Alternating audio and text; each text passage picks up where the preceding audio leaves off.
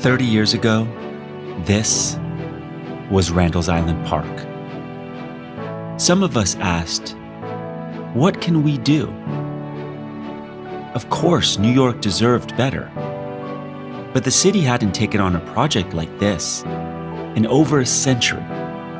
Still, we wondered, what can we do? We were private citizens and public officials. And we partnered. We planned. We pooled our resources. And here's what we did. We rebuilt. We restored. We reconnected. We re-envisioned. And eventually, what was once woeful became world-class. What had grown stale was state-of-the-art. And today, our park is New York's premier destination for sports and recreation. Now, when you're here, the question becomes, what can't we do? And as we mark 30 years of our alliance, as we meet this moment of unprecedented demand and incredible possibility, as we preserve and even expand, we appreciate your support. Because working together, what can't we do?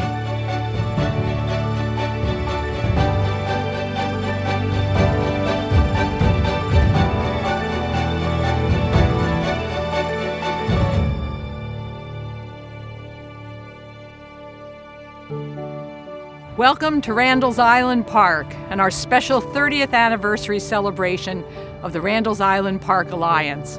I'm Nancy Neff. I'm John May, and we co-chair the Board of Trustees for the Alliance, the organization that maintains, sustains, and continues to improve this incredible resource for all New Yorkers. The initial redevelopment of Randall's Island Park was the largest city-funded initiative in over a century. As you just saw, the results were transformative. Over just the last 10 years, annual park attendance has more than doubled, and amid the onset of the pandemic, visits surged to record levels, with attendance again up in 2021. Well over 4 million people are now visiting Randall's Island Park annually. And while there's much to celebrate, we're also preparing some of the most exciting enhancements to the park yet. Stay tuned for a preview during our tribute to the outstanding architect and longtime partner of the Alliance, Ricardo Zurita. But first, we'd like to honor the life and legacy of the late Courtney Hall, who among many distinctions served as one of our Alliance's most dedicated trustees for over a decade. Courtney was a special person who touched so many lives. Here's a glimpse of the man we knew and the impact he had.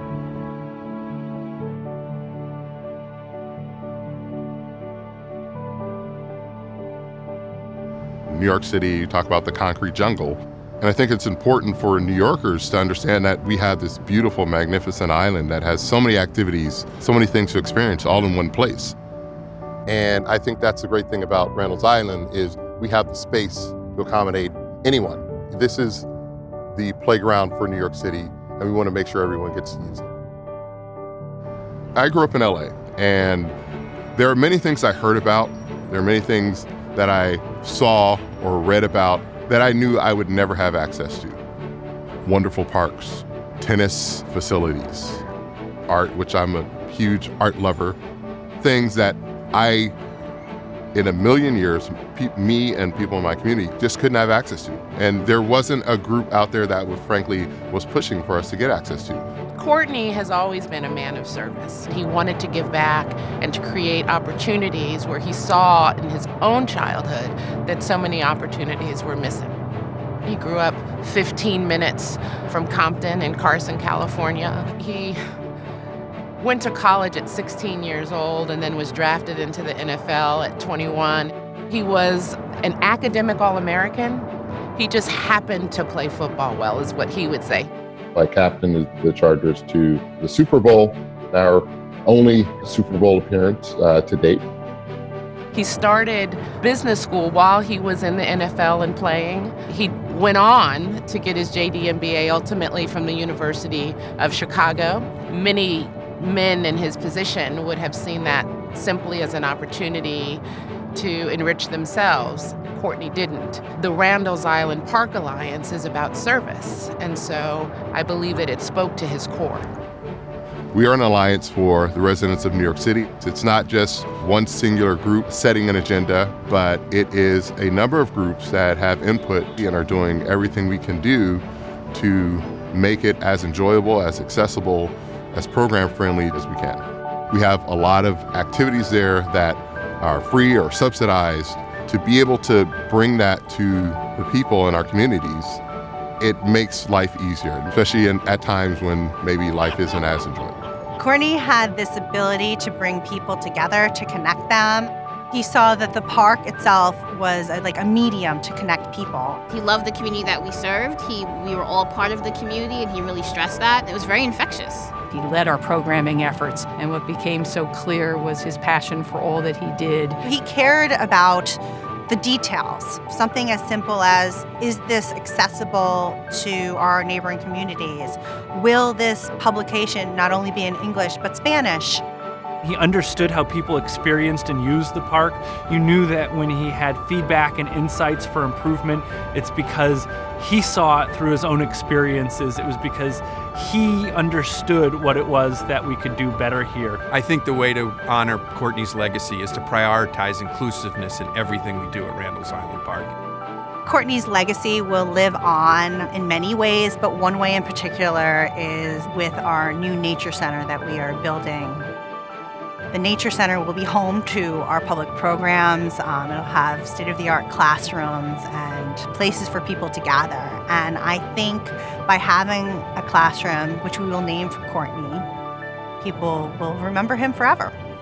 I was in awe of just how much knowledge Courtney always sought out. He read 3 books at a time, probably 10 periodicals a day. The fact that Randall's Island is dedicating a classroom in his honor embodies everything that he was about.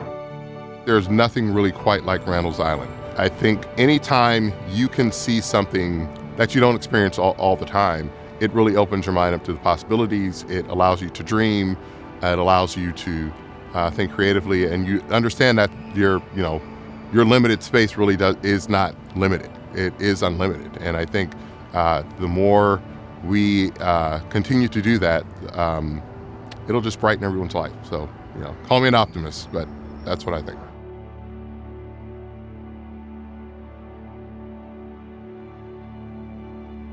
Hi, everybody. I'm Deborah Marr, president of the Randall's Island Park Alliance.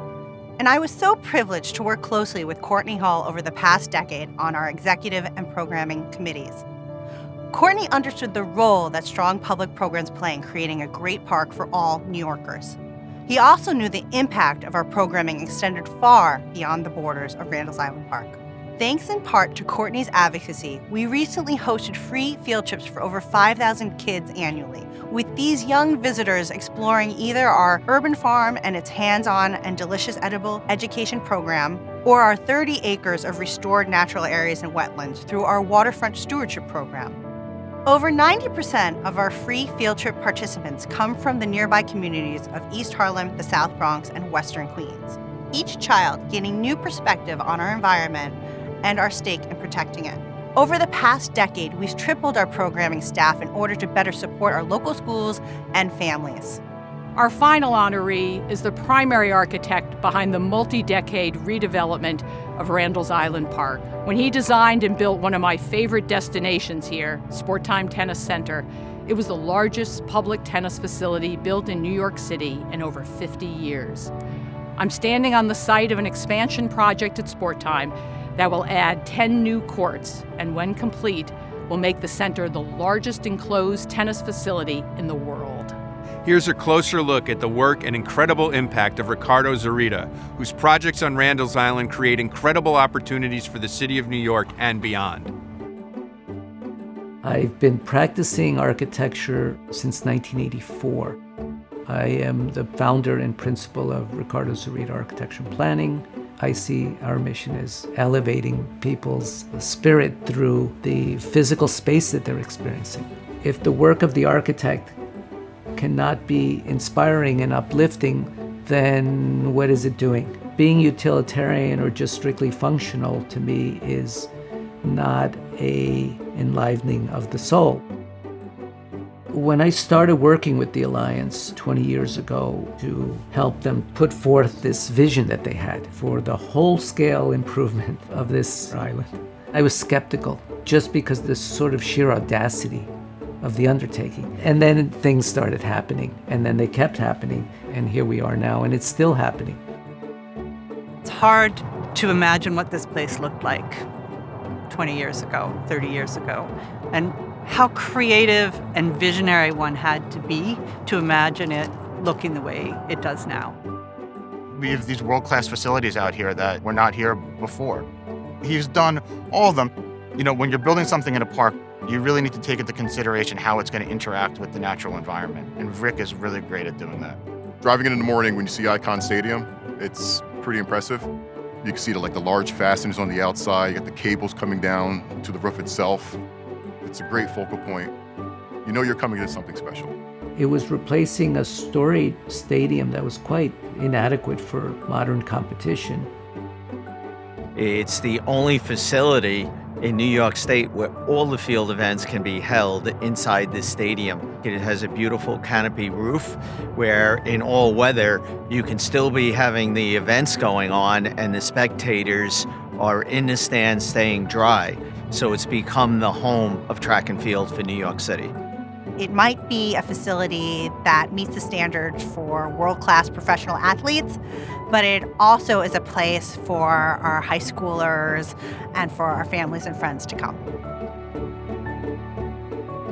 Sport Time is great because it's brought tennis to the park and it's made it available for so many different people, including people who never even picked up a tennis racket. That's definitely a sibling of Icon in many ways, right? The coloration, the blue and the greens. We've been able to really push the envelope what we're able to do with these structures that are thought of as being very utilitarian. It's much more interactive. People who bring in their kids and want to see their kids playing while they're working on their laptops. We've designed the spaces that allow those things to happen. We have our John McEnroe Tennis Academy program going on right now, and we're just absolutely packed. We have so many kids here that we can't wait to have 10 additional courts. 30 courts puts us in a whole different class.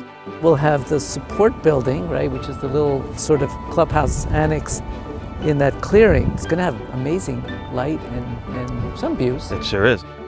This whole project is opening up the tennis center to the middle of the island, to the fields.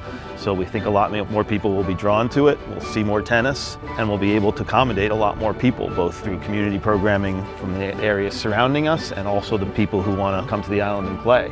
And so many tennis courts going out of the city. We're very excited to be able to actually have brought in 20 and to bring in 10 more. The comfort stations stand out. Very nice, tight lines, beautiful color. Not only are they playful and creative, but they're very useful because if you tell somebody to go look for the bright orange comfort station, they will find it. One of the main things that Rick did was bring cohesion and consistency to the park. That is important both in terms of it feeling like a park and in terms of people feeling comfortable visiting it. Drive Shack is going to really be a great addition to Randall's Island. It's the 21st century version of miniature golf and of course, a driving range, but really unlike anything you've ever seen before.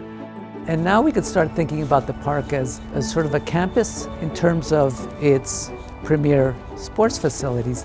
And that to me is, to use a sports cliche, a game changer. Yeah. And I think because it goes up a little higher than what we're in now, it's going to have these incredible views as well. Our next project that we're looking at is a nature center. When people come to enjoy art programs or yoga at this new nature center and inside of its various courtyards, they're going to feel enveloped in a comfortable, welcoming space. It's going to offer the first of its kind on Randall's Island, these wonderful classroom spaces that really open and communicate and speak with its adjacent environment, the freshwater wetlands and wildflower meadows around it. The integration of sustainable practices, whether it's the windmills or the green roof, really sort of highlight and provide this wonderful example of how we can build a better, greener city, anchoring itself right here on Randall's Island. It would be such a wonderful thing to know that the next Rachel Carson, the next Jane Goodall is coming because they had an experience here in this nature center, because they were able to be inspired by this urban landscape that also has so much greenery and so much to offer a young mind, a curious mind. I was raised in New York, in Queens. The people I grew up with that I most admired were those that seemed to care about the city. And we're talking about everyone that's involved in the Alliance. I am always surprised and impressed by their ambitions, and I think they'll continue to surprise me. There's work to be done, and I could only hope that I'm part of that. Our mission at the Alliance, past, present, and future, is to create and sustain unparalleled recreational opportunities throughout our 330 acres of parkland. Opportunities that serve and enrich all New Yorkers. We're so grateful to the many board members, staff, volunteers, supporters who have made Randall's Island Park what it's become and what it is still becoming. If you enjoyed this program, please join us by contributing or building upon your support by visiting randallsisland.org. While the Alliance operates as a proud private-public partnership with the City of New York, you may be surprised to hear that it receives no city funding. So each year, the Alliance relies on the generosity of those that believe in our mission to help us raise our annual operating budget. Not only is your support crucial, but by helping our park reach its potential, we'll also be doing the same for millions of New Yorkers. Thanks so much, and looking forward to seeing you back at Randall's Island Park.